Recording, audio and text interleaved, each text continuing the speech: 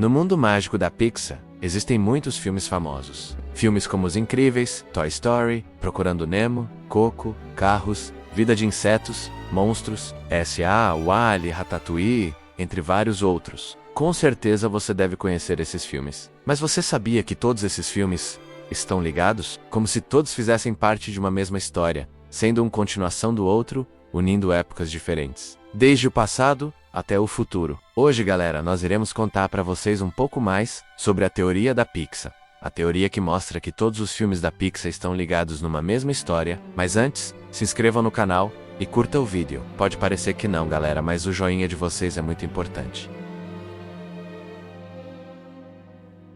A teoria então que vamos contar neste vídeo diz que todos os filmes da Pixar estão em um único universo, como se cada filme fosse continuação de outros. E para mostrar essa teoria vamos montar uma linha do tempo, onde cada filme vai se encaixando com o outro. Na linha temporal da teoria da Pixar, o primeiro filme que temos é O Bom Dinossauro, que iniciaria lá na época da pré-história. Esse filme foi lançado em 2015, porém, seria ele que abre a teoria da Pixar. No filme, O Bom Dinossauro mostra que um asteroide nunca atingiu a Terra, fazendo os dinossauros continuarem vivos por milhões de anos. Com isso, os animais foram evoluindo, se tornando seres inteligentes, e acabaram vivendo no planeta Terra, junto com os humanos. E com isso então os dinossauros conseguiram viver mais tempo aqui na Terra, mas infelizmente eles não aguentaram, e foram morrendo aos poucos. Então os anos foram se passando, e da pré-história, fomos parar no século 14 e 15. E é justamente nesse período que se passa o filme Valente, época que seria o início da Idade Média. Nessa época, devido a poderes mágicos de bruxa, os objetos e os animais conseguem se comportar como seres humanos. Falam e são personagens do filme. A bruxa de Valente fez testes usando magia em vários animais, para tentar transformar eles em outros bichos e deixá-los mais inteligentes. Guarde bem essa bruxa, porque ela é uma peça-chave dessa teoria. Vocês vão ficar surpresos quando vocês descobrirem quem é ela. Essa velha bruxa mora em uma floresta,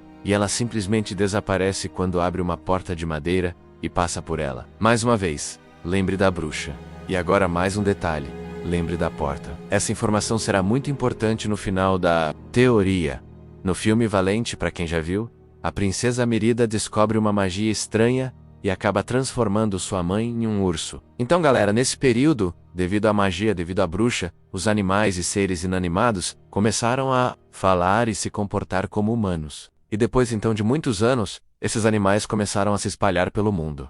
Animais e objetos inteligentes. Avançando um pouco mais no tempo, chegamos na década de 50, entre 1950 até 1960. E é nesse período que se passa o filme Os Incríveis. Quem já assistiu Os Incríveis sabe que é um filme que se trata de super-heróis. E segundo a teoria, os super-heróis do filme teriam sido causados por um experimento do governo americano, que teria rolado. Lá, por volta da década de 50 a 60, onde existem super-heróis, existem super-vilões, e no filme, temos o vilão Síndrome, que constrói robôs super-inteligentes e cria a energia do ponto zero. Essa energia do ponto zero, criada por Síndrome, teria mais ou menos a mesma função da magia da bruxa, dar vida a objetos inanimados. Então, nesse ponto da teoria temos os dois filmes, Incríveis e Incríveis 2. E quem já assistiu Os Incríveis, no final, rola mais ou menos uma rebelião das máquinas com os humanos, que é quando a máquina de Síndrome, aquele robozão, se rebela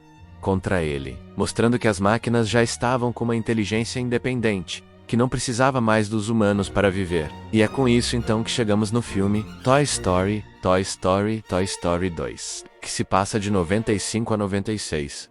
Nesse ponto, galera, os brinquedos já conseguiram absorver a energia do ponto zero, que é aquela energia criada por Síndrome, se tornando assim seres animados independentes. E no desenho, é possível perceber que os brinquedos se comportam totalmente como humanos, criam regras e até mesmo têm sentimentos. Só que em Toy Story 2, mostra que alguns brinquedos são abandonados pelos humanos. E isso gera uma certa rebelião nos brinquedos, pois os brinquedos correm riscos depois que os humanos abandonam eles. E é justamente nesse ponto que começa a rolar a separação entre os brinquedos, os animais e os seres humanos. E também já dá para perceber que os brinquedos estão muito inteligentes e independentes. E é aí que chegamos agora em 2003 e 2004, onde se passaria o filme Procurando Nemo.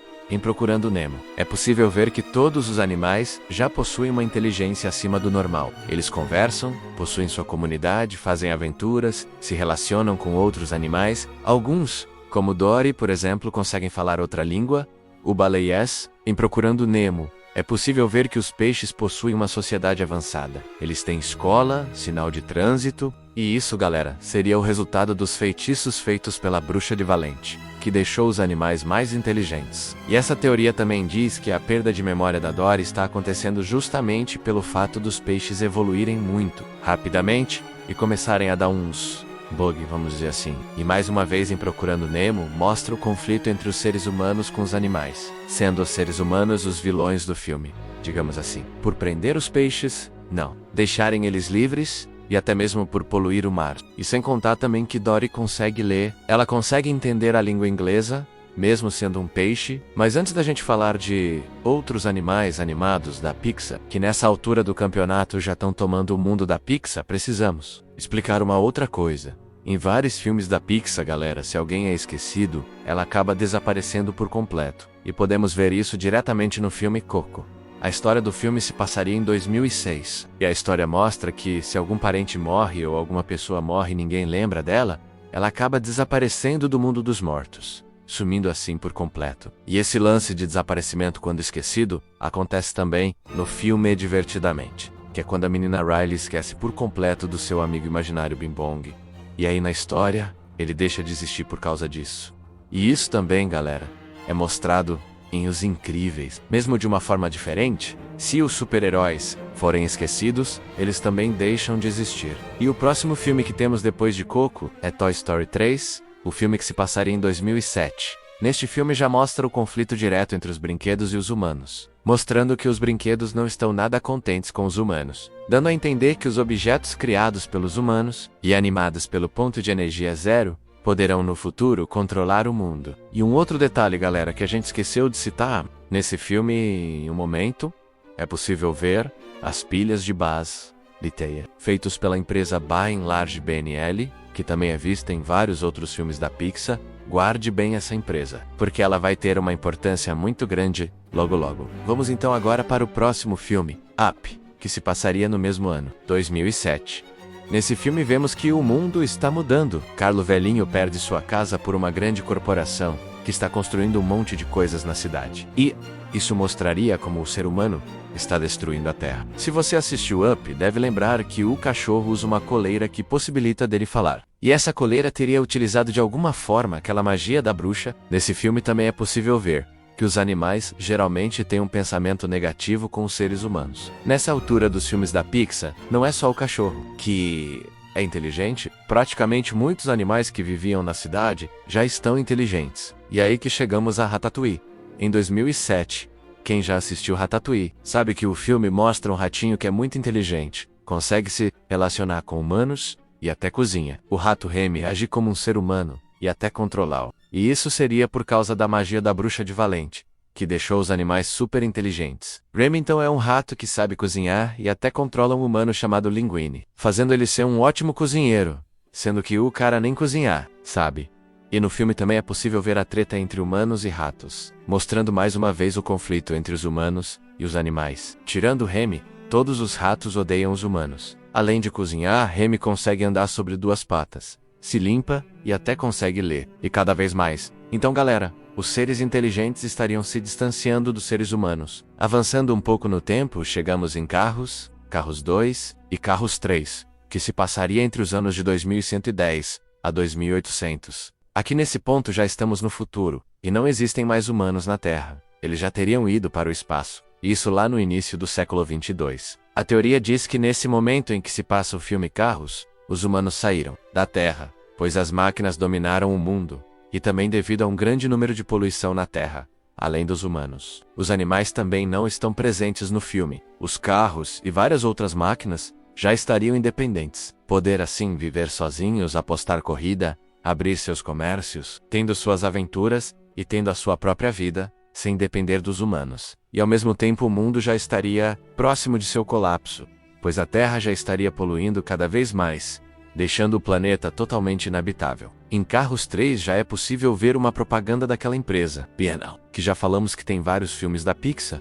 Ela pode ter sido responsável por essa destruição no planeta Terra, e é a mesma empresa que teria despejado o velhinho lá de Up, obrigando a ele a ter que voar com aqueles balões. E agora então chegamos em WALL-E, onde o mundo já está completamente destruído. O filme se passaria entre 2800 e 2900, lá no futuro. Já não há nem humano na Terra, todos estão no espaço. Na real, nem existe vida direito, a não ser as máquinas. A Terra nesse ponto já se tornou um outro lugar. WALL seria a única máquina na Terra e teria sido construída pela BNL, em uma tentativa de limpar o estrago que fez no mundo. E o único animal que aparece no filme é uma barata, que faz uma grande amizade com o robô. Até porque é o único amigo que a tem. E o lance da barata ser o amigo de WALL-E mostra justamente o fato da Terra estar totalmente destruída e do único animal ter sobrevivido ser uma barata. Nesse filme, galera, podemos perceber que os humanos já não são os mais inteligentes. Eles são totalmente sedentários, dependem das máquinas e são meio burros. Os humanos então acham que estão sendo servidos, mas na verdade eles estão meio que sendo controlados pelas máquinas. Uma coisa muito importante no filme WALL-E é que ele encontra uma plantinha ainda viva, e no final ele consegue plantar ela, trazendo um pouco de esperança para a Terra.